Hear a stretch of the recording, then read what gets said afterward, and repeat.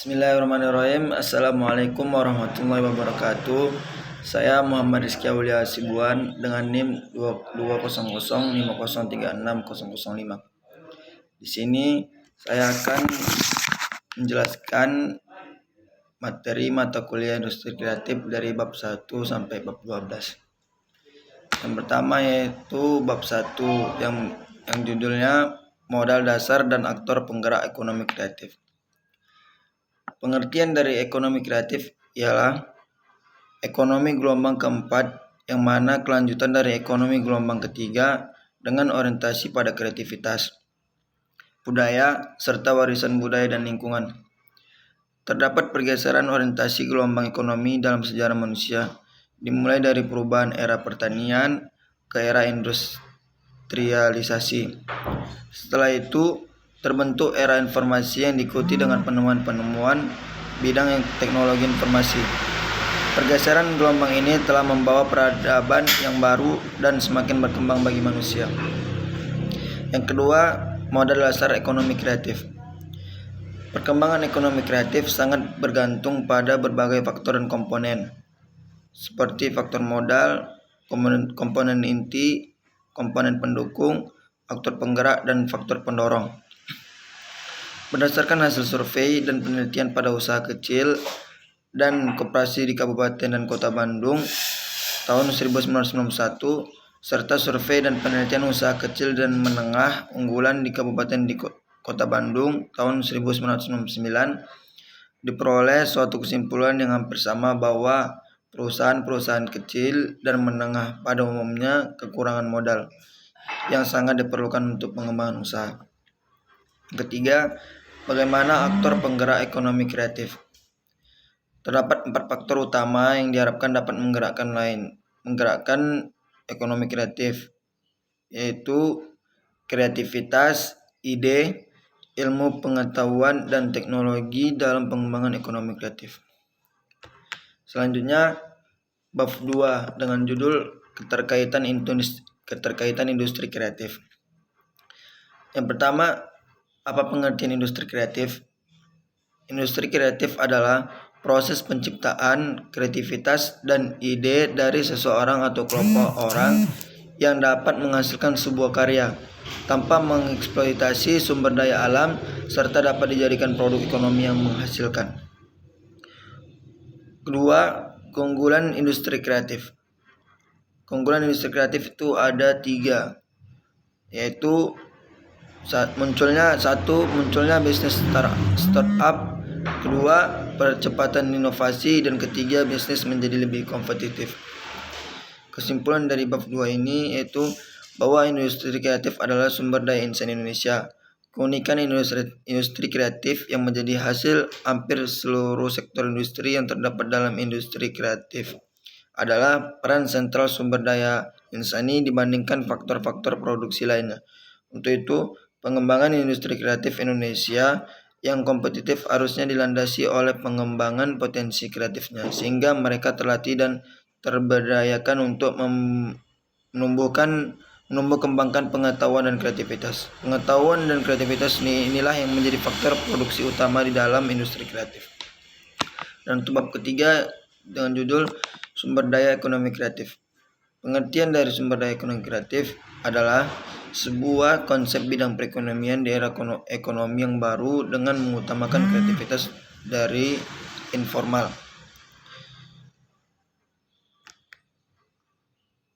Fungsi dari sumber daya ekonomi kreatif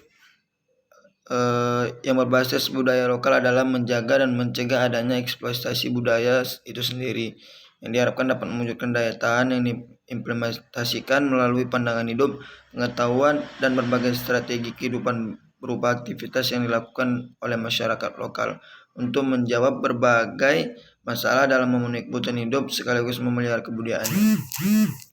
Yang ketiga, perkembangan sumber daya ekonomi kreatif di Indonesia. Industri kreatif di Indonesia sudah lama ada meski masih belum terpusat dan hanya berada pada level kecil.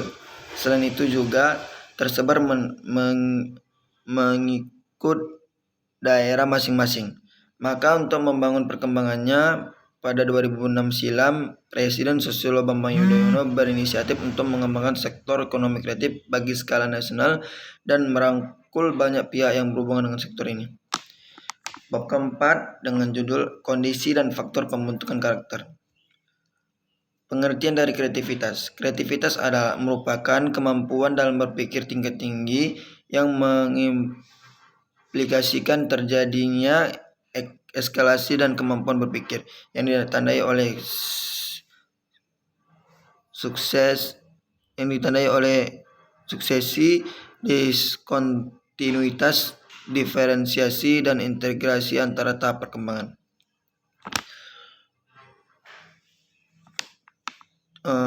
Faktor-faktor yang dapat mempengaruhi berkembangnya kreativitas.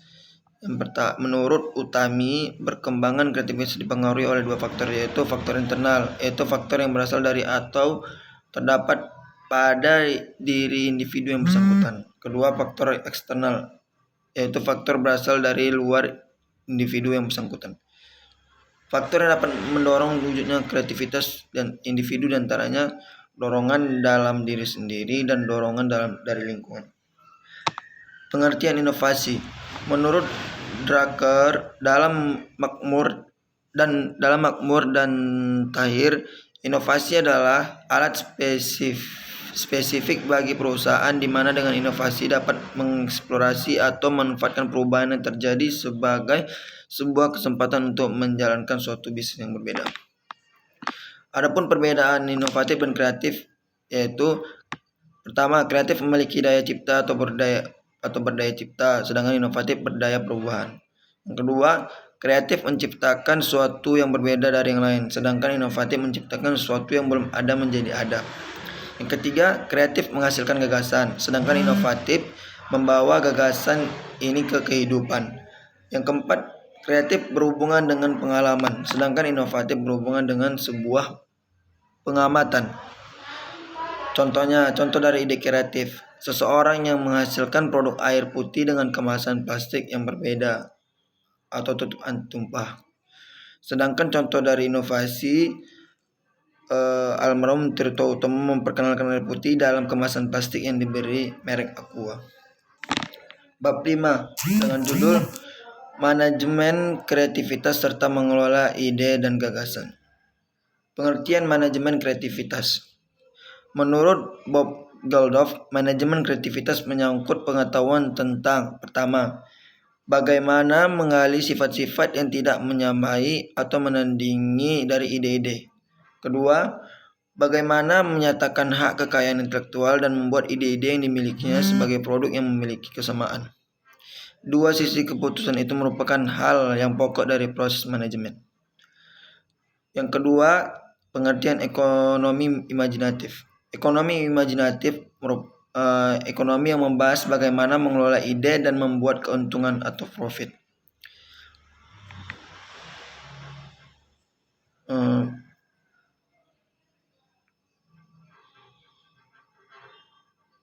Cara menciptakan peluang. Ada beberapa cara atau langkah yang perlu dilakukan untuk menciptakan peluang, yaitu 1. Menciptakan visi serta misi ketika mulai berbisnis. 2. Melakukan riset pasar. 3. Menciptakan produk baru dan berbeda. 4. Menyesuaikan kebutuhan konsumen. 5. Memanfaatkan kesempatan. Dan bab ke-6 dengan judul Hak Kekayaan Intelektual. Yang pertama, konsep kekayaan intelektual. Hak kekayaan intelektual atau hak milik intelektual merupakan terjemahan dari intellectual property right yang dikenal dalam keputusan hukum Anglo-Saxon.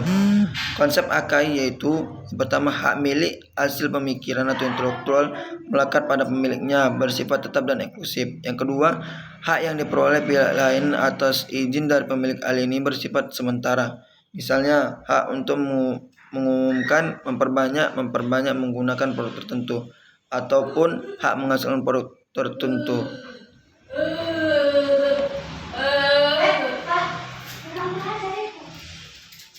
Yang macam-macam kekayaan intelektual. Yang pertama, hak kekayaan industri dan hak cipta. 3. Jaminan perlindungan atas kekayaan intelektual. Jaminan perlindungan hak kekayaan intelektual atau HAKI merupakan salah satu hak dasar yang dilindungi oleh produk-produk hukum di berbagai negara. Tak hanya itu, jaminan atas HAKI juga dicantumkan oleh beragam dokumen dan kesepakatan internasional. Indonesia sendiri juga sudah memiliki kerangka hukum untuk menjamin HAKI. Bab 7 dengan judul Kewirausahaan. Pengertian kewirausahaan. Secara singkat, kewirausahaan merupakan orang yang berani mengambil risiko dan berani memulai suatu hal yang baru atau inovasi. Faktor-faktor penyebab keberhasilan dan kegagalan yang mempengaruhi kewirausahaan. Yang pertama, faktor peluang. Kedua, faktor SDM. Ketiga, faktor keuangan. Keempat, faktor organisasional. Kelima, faktor perencanaan. Keenam, faktor pengelolaan usaha. Ketujuh, faktor pemasaran dan penjualan. Kedelapan, faktor administrasi. Kesembilan, faktor peraturan pemerintah, politik sosial dan budaya lokal. Dan ke-10, catatan bisnis. Bab 8 dengan judul Dasar-dasar bisnis Islam. Pengertian dari bisnis Islam ialah serangkaian aktivitas bisnis Islam berbagai bentuknya yang tidak dibatasi jumlah kuantitas kepemilikan hartanya termasuk profitnya, namun dibatasi dalam cara perolehannya dan pendayagunaan hartanya atau ada aturan halal dan haram. Islam mewajibkan setiap muslim khususnya yang memiliki tanggungan untuk bekerja. 2. Ayat dan hadis tentang bisnis. Quran surat Al-Mulk ayat 15 yang Allah SWT berfirman, Bismillahirrahmanirrahim.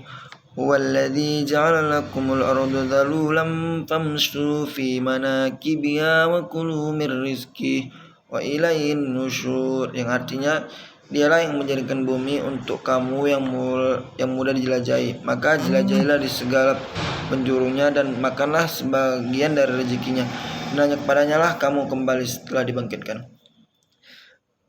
Dan berikut hadis Rasulullah SAW yang artinya, kedua telapak kaki seorang anak Adam di hari kiamat masih belum beranjak sebelum ditanya kepadanya mengenai 4 perkara.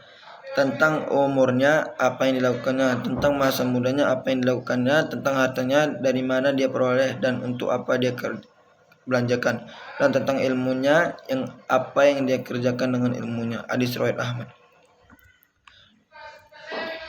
Prinsip-prinsip dalam bisnis Islam. Menurut Imaduddin, ada 5 dasar prinsip dalam etika Islam, yaitu pertama kesatuan, kedua keseimbangan, ketiga kehendak bebas, keempat tanggung jawab, kelima kebenaran, keenam kebajikan, dan ketujuh kejujuran. Bab 9 dengan judul Etika Bisnis Islam. Pengertian etika bisnis Islam dan konvensional. Pengertian etika secara etimologi, etika yang berasal dari bahasa Yunani etikos mempunyai beragam arti. Pertama, sebagai analisis konsep-konsep terhadap apa yang harus, tugas, aturan-aturan moral, benar, salah, wajib, tanggung jawab, dan lain-lain. Kedua, aplikasi ke dalam watak moralitas atau tindakan-tindakan moral. Ketiga, perihal kehidupan yang baik secara moral. Pengertian bisnis. Bisnis adalah kegiatan serius yang bersifat jangka panjang dan ada banyak hal yang perlu dipertimbangkan dan dikembangkan, mulai dari keuangan, pemasaran, penjualan, operasi, pengembangan sumber daya, dan lain-lain. Sedangkan pengertian etika bisnis Islam adalah pada hakikatnya merupakan usaha manusia untuk mencari keridhaan Allah Subhanahu wa taala. Etika bisnis Islam adalah studi tentang seseorang atau organisasi melakukan sebuah usaha atau kontak bisnis yang saling menguntungkan sesuai dengan nilai ajaran-ajaran Islam. Sedangkan etika bisnis konvensional merupakan perilaku moral yang dilakukan seseorang dalam melakukan kegiatan bisnis untuk mencapai tujuannya dan mencakup semua aspek yang berkaitan dengan seseorang atau individu, perusahaan, industri, dan masyarakat sesuai dengan undang-undang atau hukum dan adat kebiasaan yang berlaku, kebiasaan yang baik dan diterima oleh masyarakat.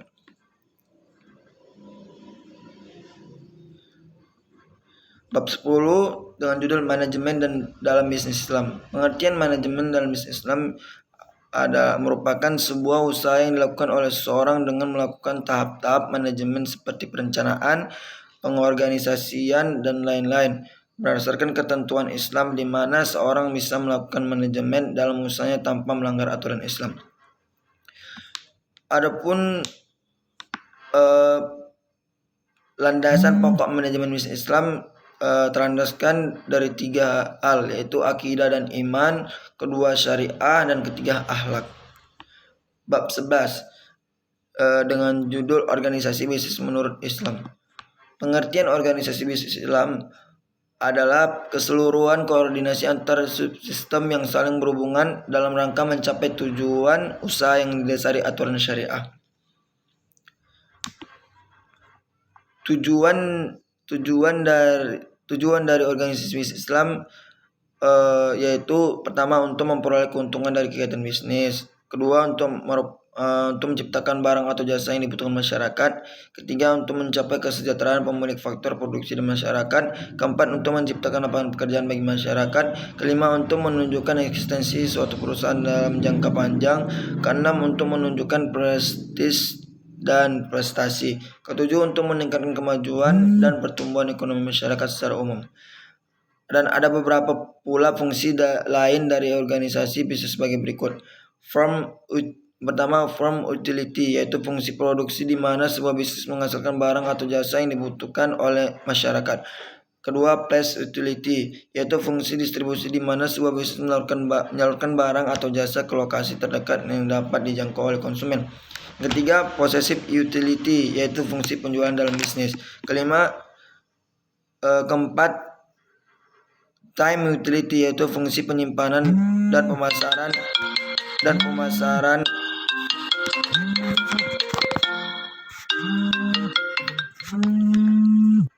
Keempat,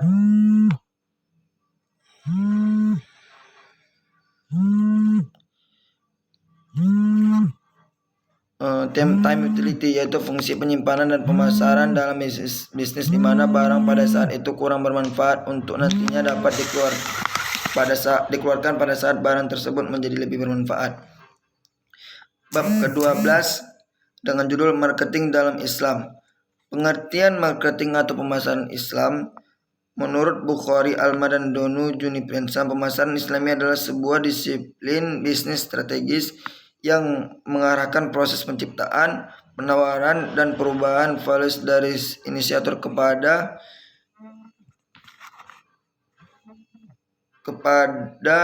stakeholdersnya yang dalam keseluruhan prosesnya sesuai dengan akad serta prinsip-prinsip Al-Quran dan hadis. Ada beberapa sifat yang membuat Nabi Muhammad berhasil dalam melakukan bisnis, yaitu siddiq, amanah, fatonah, dan tabligh. Adapun etika pemasaran Islam adalah prinsip-prinsip syariah marketer yang menjalankan fungsi-fungsi pemasaran secara Islam, yaitu memiliki kepribadian spiritual atau takwa, jujur atau transparan, berlaku adil dalam bisnis atau adil, bersikap melayani, menepati janji, jujur, tidak boleh suudzon, tidak melakukan suap, dan tidak boleh menjelek-jelekkan. Mungkin ini yang bisa saya terangkan, yang bisa saya menjelaskan tentang materi industri kreatif dari bab 1 sampai bab 2. Dan saya akhiri, wabillahi taufiq wal hidayah. Wassalamualaikum warahmatullahi wabarakatuh.